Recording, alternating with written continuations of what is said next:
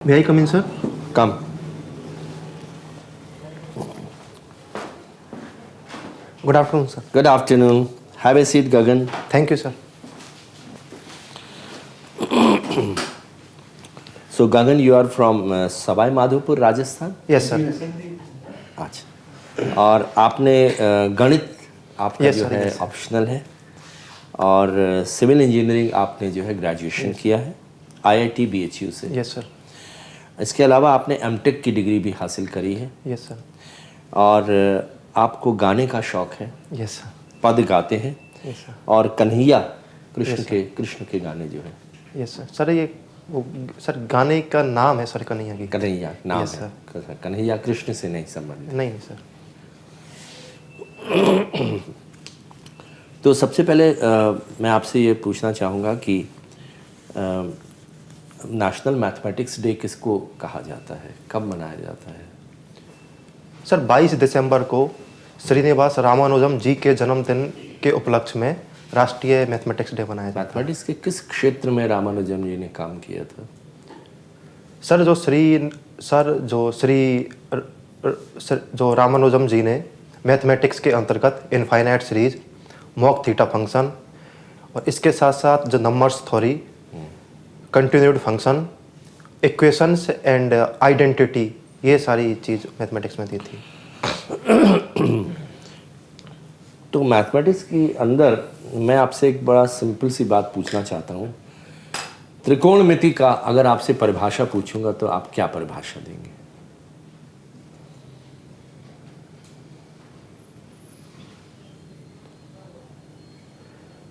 Sir वैसे तो जो त्रिकोणमिति के अंतर्गत जो ट्राइंगल से है और जो एंगल से है, इनके आधार पर हम जैसे क्षेत्रफल निकालना, एंगल्स निकालना, ये सारी चीज़ इसके अंतर्गत आती है। परिभाषा पढ़ लीजिए, कोई बात नहीं। Okay sir. इसी प्रकार से जो है दूसरी ज्यामिति की भी और यस सर, परिभाषा आनी चाहिए ज़रूरी। ओके। तो जो आपका पाइथागोरस थ्योरम है, यस सर, तो पाइथागोरस थ्योरम का कहाँ कहाँ पर हम इस्तेमाल करते हैं? यस सर, जो पाइथागोरस थ्योरम के अंतर्गत अगर एक राइट एंगल ट्राइंगल्स में, नहीं वो तो है, वो पता है, क्या कहाँ कहाँ इस्तेमाल होती है? सर इसके माध्यम से हम दूरी निकालने के लिए इसका उपयोग कर सकते हैं। जैसे प्लेन कितनी ऊंचाई पर उड़ रहा है और कितनी डिस्टेंस पे है, वो कर सकते हैं। सर इसके साथ ही जो मिसाइल के माध्यम से जो हमारा गोल्स होता है कि इस टारगेट पे हमें ये टारगेट करना है, वहाँ पे हम इसका यूज हो सकते हैं। जहाँ पे सर एंगल्स और डिस्टेंस का वो होता है, वहाँ पे सर इसका हम उपयोग कर सकते हैं। उसके अलावा जो भूकंप का जो फोकस कहाँ पे है, वहाँ पे हम इसका उपयोग कर सकते हैं। बनारस की विशेषताओं के बारे में बताइए, खास तौर पर सोशल, कल्चरल, हिस्टोरिकल, क्या उसका महत्व है और किन चीज़ों के लिए प्रसिद्ध है और कौन कौन सी यूनिवर्सिटीज़ हैं, थोड़ा ये बताइए। सर वाराणसी भारत के प्राचीन नगरों में से एक है, जिसका इतिहास लगभग 5000 साल पुराना बताया जाता है। यहाँ पे अनेक ऐतिहासिक धरोहर जैसे सारनाथ का स्थल, काशी विश्वनाथ मंदिर के साथ साथ यहाँ का जो सामाजिक एवं सांस्कृतिक में वाराणसी का खान पान, यहाँ का पहनावा, वाराणसी का पान, बनारस की साड़ियाँ और इनके साथ साथ ही बनारस की छोटी छोटी गलियाँ, बनारस के अंतर्गत गंगा नदी और उसके किनारे अनेक घाट। इसके साथ ही सर यहाँ पे जो काशी हिंदू विश्वविद्यालय, काशी विद्यापीठ जैसे संस्थान भी स्थित है। एक और यूनिवर्सिटी है, दो तो आपने बता दी, एक और बताइए, नाम याद पता है? 3 यूनिवर्सिटीज़ हैं वहाँ। सर एक संस्कृत से संबंधित है, संस्कृत यूनिवर्सिटी। तो ये जो सवाई माधोपुर में सवाई जो लिखा हुआ है, ये सवाई का क्या इंगित करता है? सर सवाई एक व्यक्ति की दूसरे व्यक्ति की तुलना में जो स्ट्रेंथ है और उसकी कैपेबिलिटी है, उसको बताता है। इसका एक टाइटल के रूप में इसको दिया जाता था। सबसे पहले औरंगजेब द्वारा सवाई जयसिंह द्वितीय को ये टाइटल दिया था। ठीक है। अब एक बात मुझे अब थोड़ा सा ये बताइए कि मैं आपसे अगर एक बात पूछना चाहता हूँ कि 1 चाइल्ड नॉर्म, क्या आपको लगता है अब देश में एक समय आ गया है कि हमको वन चाइल्ड नॉर्म जो है वो लागू कर देना चाहिए? हम समझ रहे हैं मतलब मैं क्या कहना चाह रहा हूँ?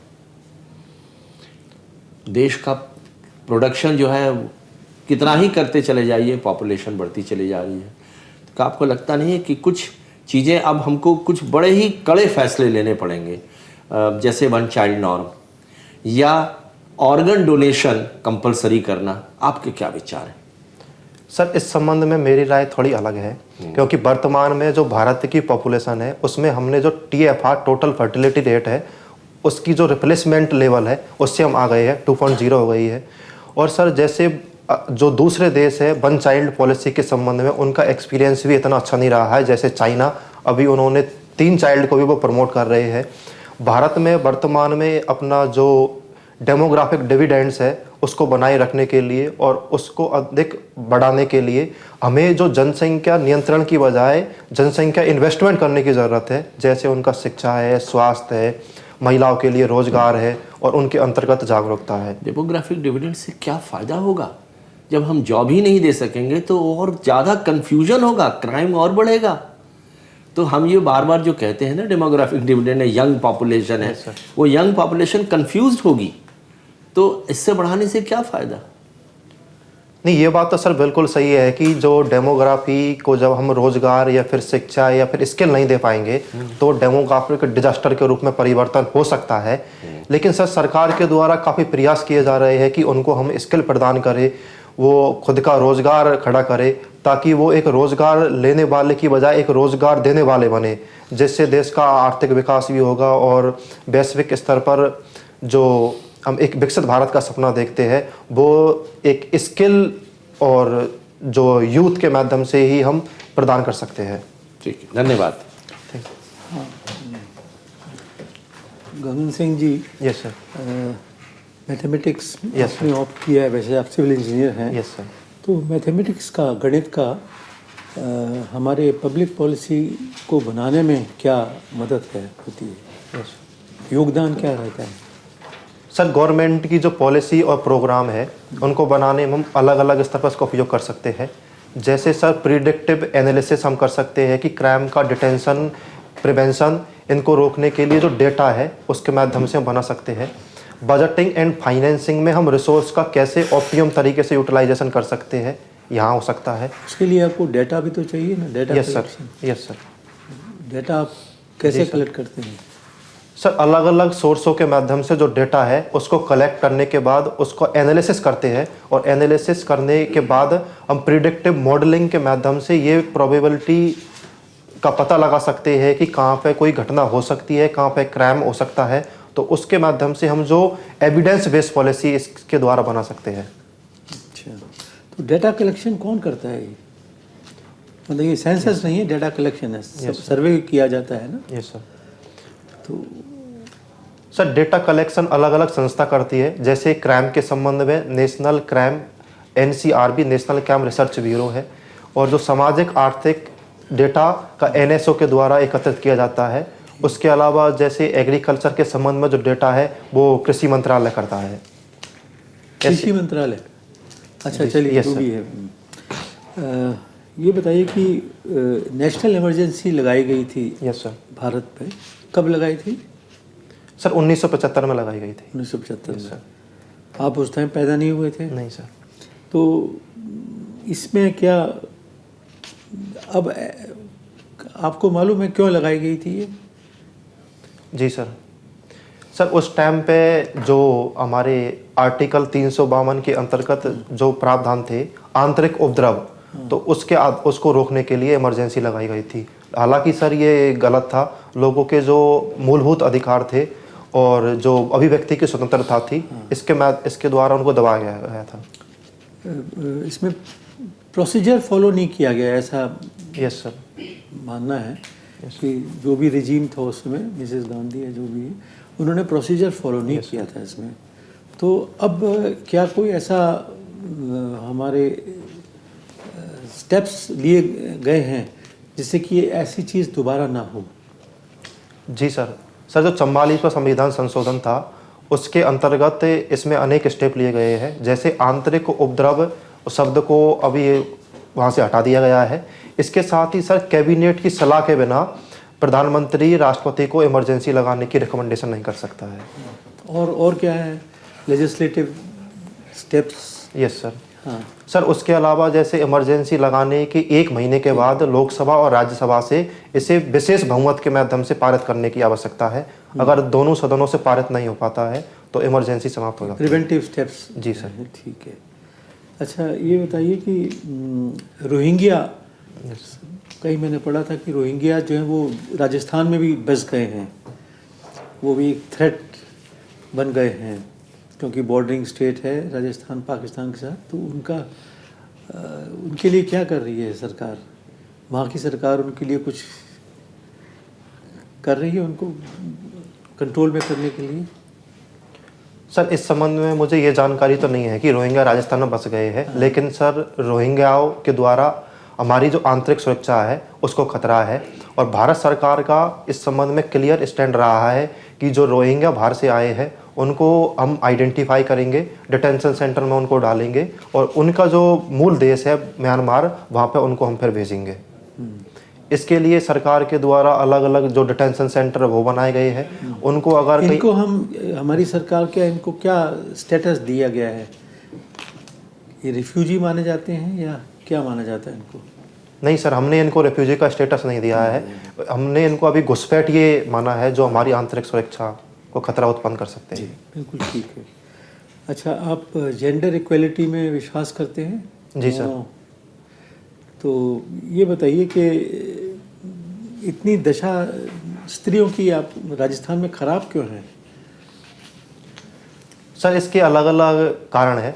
कुछ सर ऐतिहासिक कारण है कि पुराने समय की जो प्रभुसत्तात्मक या फिर जो सामंतवादी सोच थी वो वर्तमान समय में भी विद्यमान है। सेकंड सर, महिलाओं को एक एसेट की बजाय एक लायबिलिटी के रूप में देखा जाता है। इसकी वजह से महिलाओं का शिक्षा है, स्वास्थ्य है, फिर रोजगार है, उनमें इतना इन्वेस्टमेंट नहीं किया जाता है। तीसरा सर, जो अशिक्षा है वो कहीं ना कहीं इसको बढ़ावा देती है। जैसे अशिक्षा है तो फिर बाल विवाह भी होते हैं और महिलाओं के प्रति अपराध है, ऐसी घटना भी बढ़ती है। 30% रिजर्वेशन क्यों रोका जा रहा है महिलाओं के लिए? पार्लियामेंट में, लेजिस्लेचर में उनको आने नहीं दिया जा रहा है, क्यों? ऐसा क्यों? सर मेरी जो व्यक्तिगत राय तो ये है कि महिलाओं को 33% रिजर्वेशन दिया जाना चाहिए। हालांकि सर अलग अलग जो राजनीतिक दल है उनके बीच में इस संबंध में सहमति नहीं बन पाई है। पहले 2008 में राज्यसभा से ये विधेयक पारित हो गया था, लेकिन लोकसभा में पारित ना होने की वजह से ये लैप्स हो गया था। इसमें कुछ जो जिन मुद्दों के ऊपर जो इश्यू थे वो ऐसे थे कि किसी एक ही परिवार से अगर महिला आएंगी तो फिर जो गरीब तबके की ग्रामीण क्षेत्र की महिला है उनका रिप्रेजेंटेशन नहीं होगा और इसके 15 साल के लिए ही दिया जा रहा था कि 15 साल के बाद इसको फ्रीज कर दिया जाएगा। गगन, आपने सिर्फ आईएएस के लिए ऑप्ट किया है? Yes sir. आप किसी सर्विस में हो अभी? जी सर। सर वर्तमान में मैं भारतीय पुलिस सेवा में हूँ। आईपीएस में हो? Yes sir. अच्छा, कितने साल हो गए वहाँ आपको? सर लास्ट ईयर ही मेरा सिलेक्शन हुआ था। अभी मैंने ज्वाइनिंग करने के बाद 1 साल का एक्स्ट्राऑर्डिनरी लीव ले लिया है। लीव ले लिया आपने? Yes sir. आपको वहाँ क्या पसंद नहीं आया कि अब अभी आप आईएएस में आना चाहते हैं? सर आईपीएस भी एक अच्छी सेवा है और मुझे इस सेवा पर गर्व है। लेकिन सर जब मैंने इस तैयारी स्टार्ट की थी तब सर प्रशासनिक सेवा में आने का ही मेरा सपना था, क्योंकि इसके अंतर्गत सारी काफ़ी अपॉर्चुनिटी है, डाइवर्सिटी भी काफ़ी ज़्यादा है। और सर मैंने अपने ग्रामीण क्षेत्र में जो किसानों की, महिलाओं की और ग्रामीण क्षेत्र की शिक्षा स्वास्थ्य से संबंधित जो समस्या देखी है उनको सर मैं हल करना चाहता हूँ। हालांकि सर मैं पुलिस सेवा में भी अगर रहता हूँ तो इधर भी सर मैं पूरे डेडिकेशन के साथ काम करने के लिए तैयार रहूँगा। आप ही के स्टेट के एक आदमी हैं जो पहले सिविल सर्वेंट थे, उन्हें लगा कि सिविल सर्वेंट होके मेरे हाथ बंधे हुए हैं और मैं कुछ अपने राजस्थान के लोगों के लिए कुछ करना चाहता हूँ। सिविल सर्विस छोड़ के अपने इंडिविजुअल कैपेसिटी में उन्होंने बहुत योगदान दिया, जिनको एक शायद वाटरमैन बोला जाता है। क्या नाम है उनका? श्री राजेंद्र सिंह जी। पहले सिविल सर्विस में थे ना वो? सर इस संबंध में मुझे जानकारी नहीं है, एक बार देख लूंगा जाके सर। आपने एमटेक भी किया, बीटेक भी किया? Yes sir. राजस्थान इतना गर्म प्रदेश है, अब सब वहाँ पर ईंट के घर बना रहे हैं। यस एक बार ईंट का दिन में गर्म हो जाता है घर, वो 24 घंटे तक गर्म ही रहता है। Yes sir. तो आप क्या सजेस्ट कर सकते हैं ऐसे स्ट्रक्चर जो कि आपको उस गर्मी से बचाएं? आप सिविल इंजीनियर हैं। Yes sir. सर इसमें हम 2 स्तरों पर मैं काम कर सकता हूँ। एक सर जो पूरी बिल्डिंग है उनको सर ग्रीन बिल्डिंग बनाना। ग्रीन बिल्डिंग के अंतर्गत जो मटेरियल है वो लोकल यूज मटेरियल यूज कर सकते हैं, जिसमें सर हम जो फ्लाई एश की जो ब्रिक्स है उनका उपयोग कर सकते हैं, क्योंकि उससे जो घर है वो कम गर्म होता है। दूसरा सर कुछ अलग टाइप की जो कंक्रीट की जो वॉल होती है उनको हम ईंट की वॉल ना देकर शियर वॉल प्रदान कर सकते हैं, आरसीसी की वॉल। उसकी वजह से भी वो कम गर्म होती है। और सर और कूलिंग सिस्टम बढ़ाने के लिए हम जो लोकल यूज मटेरियल है, जैसे अगर छोटे लेवल पे अगर घर बनाना है तो घास के घर को हम सजेस्ट कर सकते हैं। एक सर एरेटेड कंक्रीट ब्लॉक भी एक नया मटेरियल से है, ये भी सर हमको हीटिंग की जगह ये कूलिंग प्रदान करता है। इसके साथ सर एक हॉलो ब्रिक। ये सब इतनी नॉलेज है आपके पास, तो मतलब इंस्टीट्यूशनल नॉलेज है, ये हो रहा है राजस्थान में?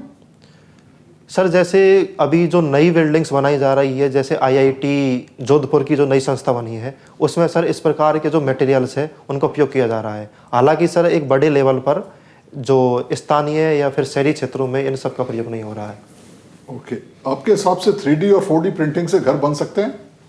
Yes sir. उसका क्या फायदा है? सर जैसे 3D और 4D प्रिंटिंग से घर बनाने से हमारा जो एक्सेस मटेरियल यूज़ होता है, फिर काफ़ी ज़्यादा मटेरियल वेस्टेज चला जाता है, वो इससे कम होगा। इसके माध्यम से जो मेंटेनेंस कॉस्ट है वो कम होगी, रिसोर्स एफिशिएंट बिल्डिंग ज़्यादा होगी और जो रिसोर्स का वेस्टेज है वो कम होगा, और जो लेबर कॉस्ट होती है वो इससे कम हो जाएगी। अच्छा, अभी 30 साल के बाद यस सर। आप मान लीजिए आईएएस में हैं, तो आप अपने को सक्सेसफुल सिविल सर्वेंट किस सिद्धांत के ऊपर आप मानेंगे कि आप एक सक्सेसफुल सिविल सर्वेंट रहे? इसलिए कि आप सेक्रेटरी बन गए हैं या जॉइंट सेक्रेटरी बन गए हैं, या आपका पर्सनल नजरिया क्या है कि आप अपने आप को एक सक्सेसफुल सिविल सर्वेंट किस बेसिस पे मानेंगे? सर जिन उद्देश्यों के लिए सर मैं सिविल सेवा में आने का मेरा मन हुआ था, जैसे अपने गांव की मैंने अपनी खुद की, पिताजी की, या फिर गांव वालों की, आसपास के लोगों की जो समस्या देखी, कृषि से संबंधित हो, ग्रामीण विकास से संबंधित हो, महिलाओं की हो, बच्चों की हो, अगर सर इन समस्याओं के संबंध में अपना कुछ योगदान अगर मैं नहीं दे पाता हूं तो सर मैं खुद को सक्सेस नहीं मानूंगा। और इन क्षेत्रों के अंतर्गत मैं कुछ थोड़ा भी सुधार कर पाता हूं तो सर मैं खुद को सक्सेसफुल मानूंगा, चाहे मैं किसी भी पोजीशन पर रहूं। और अगर ये करने में आपको पॉलिटिकल इंटरफेरेंस हुआ, यस सर, तो आप फिर क्या अप्रोच लेंगे? जैसे राजस्थान में यस सर, बच्चों की शादियां करा देते हैं, जो कि चाइल्ड मैरिज एक्ट के खिलाफ है, यस सर। तो आप क्या पोजीशन लेंगे इस इशू पे? पॉलिटिशियंस बोलता नहीं है तो बच्चे हैं, शादी करनी है हमने, जो भी है ABCD, आप वहाँ के डिस्ट्रिक्ट मजिस्ट्रेट हैं और फिलहाल तो आप IPS ऑफिसर हैं, यस सर। आप उसको रोकेंगे या नहीं रोकेंगे? लॉ के Yes. खिलाफ है वो, क्या करेंगे? सर बिल्कुल सर, मैं जो भारत का संविधान है और जो कानून द्वारा स्थापित जो प्रक्रिया है और रूल ऑफ लॉ है, इन सब का ही पालन करते हुए मैं वहाँ पर काम करूँगा। चाहे बाल विवाह हो या फिर और दूसरी कुरीतियाँ हो, उनका रोकने का मैं पूरा प्रयास करूँगा।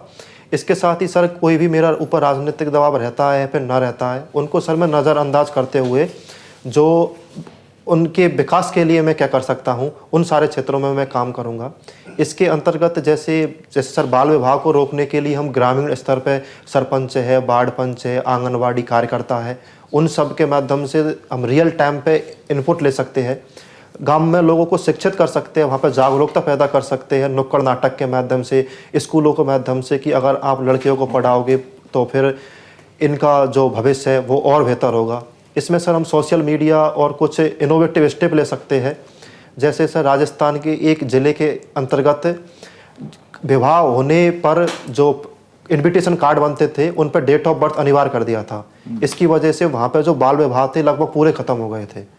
और जो दूसरी और संस्था थी उनकी भी ये जवाबदेही तय कर दी थी, जैसे गांव का प्रिंसिपल हो, सरपंच हो, कि अगर यहाँ पर बाल विवाह होगा तो आपको सूचना करना अनिवार्य है।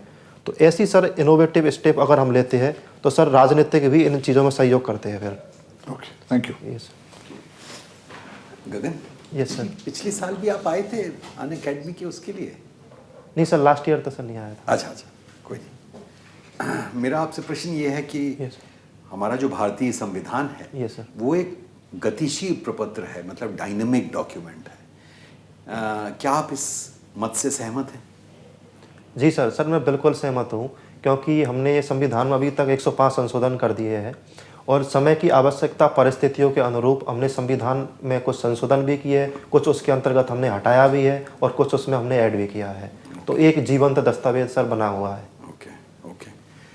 साथ ही साथ संविधान के विषय में ये भी कहा जाता है कि आइवर जेनिंग्स का कहना है कि ये वकीलों के लिए एक मतलब लड़ाई का मैदान किस्म का है, मतलब लॉयर्स पैराडाइज है वकीलों के पक्ष में। तो ऐसा मत हमारे संविधान के विषय में क्यों है? सर ये इसलिए कहा जाता है क्योंकि सर जो संविधान की हमारी भाषा है वो सर काफ़ी ज़्यादा जटिल है। उसमें ऐसे शब्दों का उपयोग किया गया है कि एक आम आदमी को अगर कानून के संबंध में है या फिर संविधान की जो भाषा है उसके संबंध में अगर ज्ञान नहीं है तो सर उसको पढ़ने में काफ़ी ज़्यादा दुविधा होती है। इसलिए सर कहा गया है ये। ओके। भारतीय विदेश नीति यस 1947 से 2023 तक अगर हम मोटे मोटे तौर पे माने कि 6 चरणों से गुजरी है, तो वो 6 चरण कौन कौन से हैं और कौन कौन से साल उसमें शामिल हैं 1947 से लेकर 2023 तक? सर 1947 से लेकर जो हमारे भारत के जो पहले प्रधानमंत्री श्री पंडित नेहरू जी के कार्यकाल का एक पहला चरण था। और वो कब तक रहा? सर वो 1962 तक। ओके, ठीक। उसके बाद सर कुछ 2 चरण जो सर 1962 से लेके और लगभग 1972 तक हमारा एक अलग चरण रहा था, जहाँ पे अलग अलग प्रधानमंत्री बने और उनकी नीतियाँ भी सर अलग अलग थी। और पहले वाले चरण से भिन्न थी? थोड़ी भिन्न थी सर। फिर सर 1972 के बाद जैसे इंदिरा गांधी जी प्रधानमंत्री बनी तो 1977 तक जो हमारी नीति एक अलग थी, वहाँ पे हमने स्थानीय विकास को ज़्यादा बढ़ावा दिया था। सर तीसरा चरण सर 1977 से लेके और लगभग 85 तक सर एक इसमें अलग नीति रही थी। और सर 85 के बाद हमने हमारी जो इकोनॉमी है उसको ओपन करना स्टार्ट कर दिया था, जो 1991 में हमने इकोनॉमी को लगभग पूरी तरीके से सर खोल दिया था। सर जिसके बाद सर 1998 में हमने जो परमाणु परीक्षण किया था, उसके बाद हमारी विदेश नीति में कुछ और बदलाव आए थे। और सर जो 2007-8 के बाद जब यूएसए के साथ हमारी जो डील हुई थी उसके बाद यस सर न्यूक्लियर डील, तो सर वो एक चरण था। और सर 2014 के बाद जो वर्तमान सरकार है इसके माध्यम से प्रो एक्टिव और जो राष्ट्रीय हितों को ध्यान रखते हुए हमारी never rude fast think best और जो स्टैटिक ऑटोनॉमी है सर वर्तमान में ये नीति अभी चल रही है। धन्यवाद। तो गगन, आपको हम थोड़ी देर के लिए बाहर ले चलेंगे। Okay sir. तो आप कक्ष में थोड़ा इंतज़ार कर लीजिए, आपको पुनः बुलाते हैं। ठीक है। Okay sir, thank you sir. Thank you. May I come in, sir? आइए।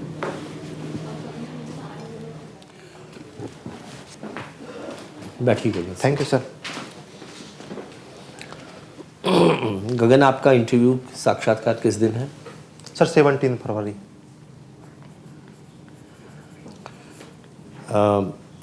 इससे पहले कभी जो पिछली बार बुलाया गया था आपको, तो उसमें कितने मार्क्स मिले थे? सर 168। 168। और आपको कार्डर कौन सा मिला है? सर कार्डर अभी अलॉट नहीं हुआ है। तो गगन सिंह जी, ये आपका पहला मॉक है या पहले भी कर चुके हैं? आज सर इस साल? नहीं, इस साल पहले भी कर चुका हूँ। पहले भी कर चुके हैं। आपको क्या लगता है आज का जो मॉक था उसमें आप अपने आप को असेस करना हो तो आप क्या कहेंगे? सर मुझे सही लगा था सर, बाकी 1-2 जगह थोड़ा नॉलेज की कमी थी। तो गगन सिंह जी, आपका परफॉर्मेंस आउटस्टैंडिंग रहा है। बहुत अच्छा रहा है। Thank you sir. नॉलेज बहुत अच्छी है, आर्टिकुलेशन कम्युनिकेशन स्किल्स बहुत अच्छा है, एटीट्यूड भी आपका बहुत ही अच्छा पॉजिटिव है। और क्योंकि आप आईपीएस में आ चुके हैं, ज़्यादा आपसे एक्सपेक्टेशन भी ज़्यादा जो है इंटरव्यू बोर्ड को होगी। तो अगर मैं जनरल आपसे कहूँ कि आपका नॉलेज, स्किल्स, एटीट्यूड्स, आपके उत्तर ऑब्जेक्टिव थे, रैशनल थे, एथिकल थे, अलर्टनेस थी, क्वेश्चंस आप बैलेंस करके ले रहे थे, pros and cons analytical skills, confidence, yes sir, सब कुछ आपके उत्तरों में लक्षित हो रहा था, यस सर, जो कि पूरी तरह से संपूर्ण थे। और एक और अच्छी बात थी कि आपने नपा तुला जवाब दिया, Yes. बहुत लंबा नहीं किया, ताकि आप ज़्यादा से ज़्यादा प्रश्न जो है आप ले सकें। और कहीं भी आपको की बातों से ऐसा नहीं परिलक्षित हुआ कि आप कोई चीज़ ब्लफ करने की कोशिश कर रहे हैं, जो कि बहुत ऑनेस्टी आपके विचारों में नज़र आई। तो चाहे वो फॉरेन पॉलिसी का हो, चाहे जनरल नॉलेज का हो, चाहे आपके मैथमेटिक्स का हो, चाहे किसी चीज़ का भी हो, आपने अच्छे जवाब दिए हैं। और मैथमेटिक्स की कुछ बेसिक चीज़ें ज़रूर आप पढ़ लीजिएगा। कई बार हम लोग क्या होता है कि कठिन प्रश्नों के बारे में हमको पता होता है, लेकिन आसान शब्दों के बारे में नहीं होता है। तो नेचुरल नंबर क्या होते हैं, इंटीजर्स क्या होते हैं, रियल नंबर क्या है, इमेजिनरी नंबर क्या है, ये सब चीज़ें। एलसीएम क्या है, एचसीएफ क्या है, दोनों का प्रोडक्ट क्या होता है, बड़े सिंपल है। सिविल इंजीनियरिंग के बारे में तो और तैयारी खूब कर लीजिएगा। 4 साल आपने इसका अध्ययन किया है, तो लेटेस्ट चीज़ें सिविल इंजीनियरिंग में आपसे कई प्रश्न पूछे थे जो आपने अच्छे उत्तर दिए। तो रेट्रो इंजीनियरिंग क्या होती है, अर्थक्वेक रेजिस्टेंट बिल्डिंग्स कैसे बनती हैं, कौन कौन से नए मटेरियल्स आ गए हैं अब, जिनसे कि ऐसा क्यों होता है कि हमारे यहाँ तो फ्लाईओवर बनने में 1.5 से 2 साल लग जाते हैं, विदेशों में फ्लाईओवर जो है वो 1 हफ्ते 10 दिन के अंदर बाहर से बना के लाते हैं, कर देते हैं।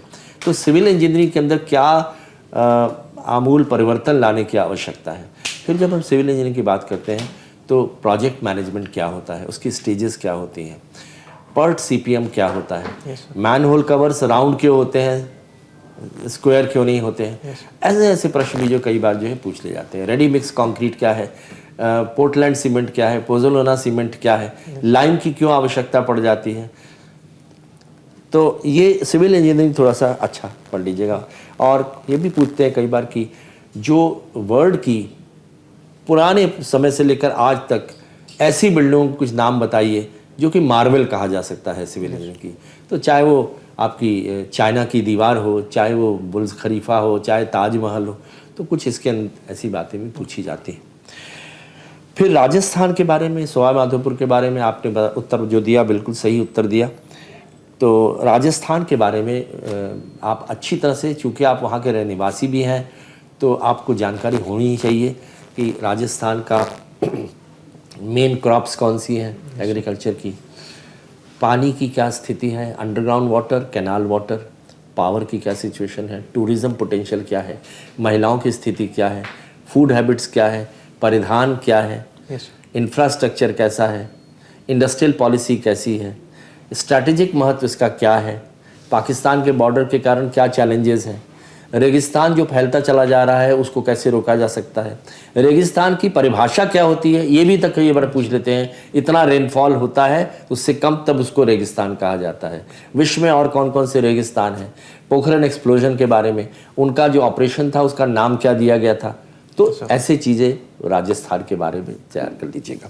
और सवाई माधोपुर का आप छोटा सा एक बुक ज़रूर से पढ़ लीजिएगा। सवाई माधोपुर के अंदर हिस्टोरिकल क्या है, दूसरे कल्चरल क्या है, वो गजेटियर में आपको मिल जाएंगे। चूँकि आपने एमटेक भी किया है, और एमटेक जो आपने जिस सब्जेक्ट पे किया है वो कौन सा सब्जेक्ट था sir? Structural engineering. Structural engineering, ठीक है। सिविल इंजीनियरिंग का ही एक हिस्सा है।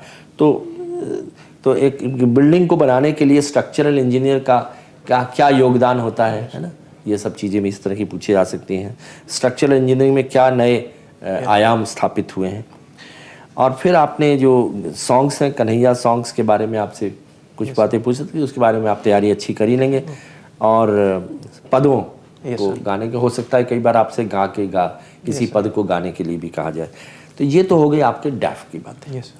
अब मैं कुछ और बातें जो आपसे कहना चाहूँगा, जो कि आप चूँकि एक बार इंटरव्यू फेस कर चुके हैं, इसलिए आपको पता है, लेकिन हम जरूर चाहेंगे क्योंकि 168 जो है मार्क्स, इससे आगे आना ज़रूरी है। तो उसके लिए आपको जानकारी किस किस चीज़ों की होनी चाहिए वो मैं आपको थोड़ा सा बता दूं। एक तो ये है कि कॉन्स्टिट्यूशन बहुत अच्छी तरह पढ़ लीजिएगा। कॉन्स्टिट्यूशन में बहुत सारे आर्टिकल्स हैं जिनसे प्रश्न निकल सकते हैं। तो प्रेसिडेंट का चुनाव कैसे होता है, इलेक्टोरल कॉलेज क्या होता है, president supreme commander of forces है, उसका क्या रोल है, उस इमरजेंसी जो है कैसे डिक्लेयर होती है, बिल लॉ में कैसे कन्वर्ट होता है, वाइस प्रेसिडेंट चेयरमैन के रूप में भी काम करता है, इनकी क्या क्या इलेक्शन का तरीका है, इलेक्शन कमीशन ऑफ इंडिया जो है किस किस का इलेक्शन करवाता है, लोकसभा, विधानसभा, प्रेसिडेंट, वाइस प्रेसिडेंट, सबका। इसके अतिरिक्त रिजर्व बैंक ऑफ इंडिया का क्या रोल है ना, इन्फ्लेशन कंट्रोल करने के अंदर, repo rate, reverse repo rate, physical policy, monetary policy एक फिनांस मिनिस्ट्री तय करती है, एक रिजर्व बैंक ऑफ इंडिया करती है। कई बार इतने तक आसान क्वेश्चन पूछे जाते हैं, लेकिन कई बार लोग नहीं आते कि भाई जो सिग्नेचर उसके ऊपर होता है, जो रिजर्व बैंक को किसका सिग्नेचर होता है, और कौन से केस में रुपए जो है देने का प्रॉमिस किया जाता है। हर नोट के ऊपर प्रॉमिस नहीं होता है, कुछ चीज़ों तो वो कौन से नोट्स हैं जिनको कि वो प्रॉमिस करते हैं। इसके अतिरिक्त कॉन्स्टिट्यूशन के अंदर सिविल सर्विसेज की कहाँ पर कौन से आर्टिकल में फॉल करता है, फंडामेंटल राइट्स, फंडामेंटल ड्यूटीज़, आप जब पढ़ेंगे आपको सारी बातें उसके अंदर खुद भी पता होंगी। और इसके अलावा इम्पीचमेंट, जब जजेस क्या होता है, नया स्टेट कैसे कार्व आउट हो सकता है, रिजर्वेशन पॉलिसी के बारे में राजस्थान में खास तौर पर कश्मकश चलती रहती है। और एक टर्म इवॉल्व होकर आया है कॉम्पिटिटिव बैकवर्डनेस, कि लोग ज़्यादा से ज़्यादा अपने आप को बैकवर्ड दिखाने की कोशिश करते हैं, तो उस बारे में भी आपसे मुद्दा पूछा जा सकता है। फिर हम अगर आते हैं तो इकोनॉमिक सर्वे ऑफ इंडिया और बजट, उसको ध्यान से पढ़ लीजिएगा। उनकी बजट्स की जो डिबेट्स होती हैं उनको थोड़ा सुन भी लीजिएगा। और इसके अतिरिक्त जो इकोनॉमिक इंडिकेटर्स हैं उसमें भारतवर्ष पिछले 3-4 सालों में कैसा परफॉर्म किया है। तो डिमोनेटाइजेशन, जीएसटी और कोविड-19 एक के बाद एक जो चीज़ आई है, उसमें हमारी देश की जो अर्थव्यवस्था है काफ़ी कमज़ोर हुई, डामाडोल हुई। अब उसको उबारने के लिए क्या प्रयत्न किए जा रहे हैं, तो आत्मनिर्भर भारत पढ़ लीजिए, PLI पढ़ लीजिए, है ना, स्टार्टअप पढ़ लीजिए, वगैरह वगैरह। फिर इंडिया के इंपोर्ट्स क्या है, एक्सपोर्ट्स क्या है, हमारी फॉरेन एक्सचेंज की पोजीशन क्या है, क्या वो अब थोड़ी सी स्थिति ख़राब हो रही है फॉरेन एक्सचेंज की, क्यों हो रही है, रुपए की कीमत जो है वो क्यों गिरती चली जा रही है।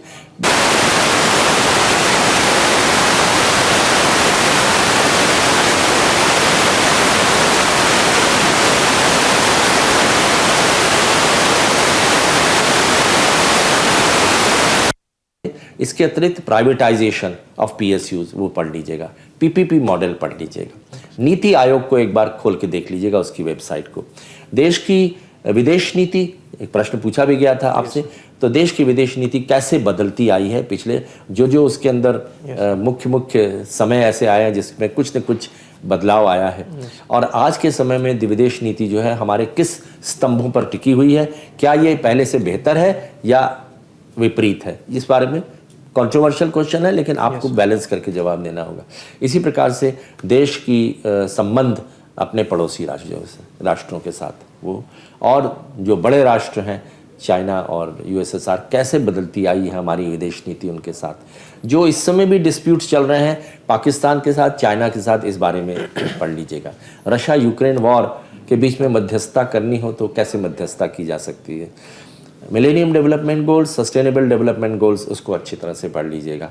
भारत की स्थिति इंडिसेस में कहाँ है, हंगर इंडेक्स या happiness index, corruption index. Police में चूंकि आप हैं, पुलिस के बारे में दर्जनों सवाल पूछे जा सकते हैं। मैं कुछ आपको बानगी के तौर पर बताता हूँ कि पुलिस के अंदर जो ये लोगों का धारणा पुलिस के बारे में अच्छी नहीं होती है। करप्शन भी ज़्यादा उसके बारे में माना जाता है, यद्यपि और विभागों में भी करप्शन है, लेकिन पुलिस का करप्शन हाईलाइट बहुत ज़्यादा हो जाता है।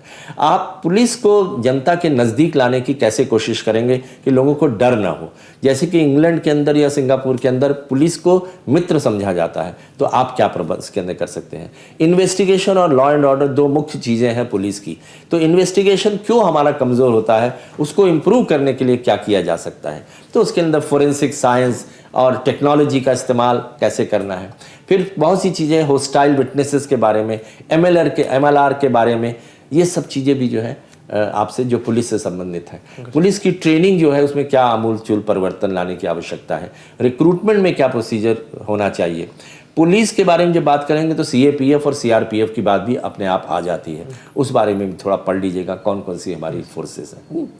और फिर ये बात आती है कि पुलिस रिफॉर्म्स जो हैं, रिपोर्ट्स वो क्या कहती हैं। प्रकाश सिंह की रिपोर्ट के बाद क्यों नहीं अभी तक उसको अमली जामा पहनाया गया पूरी तरह से, क्या स्टेप्स लिए जा चुके हैं, इसको भी पढ़ लीजिएगा।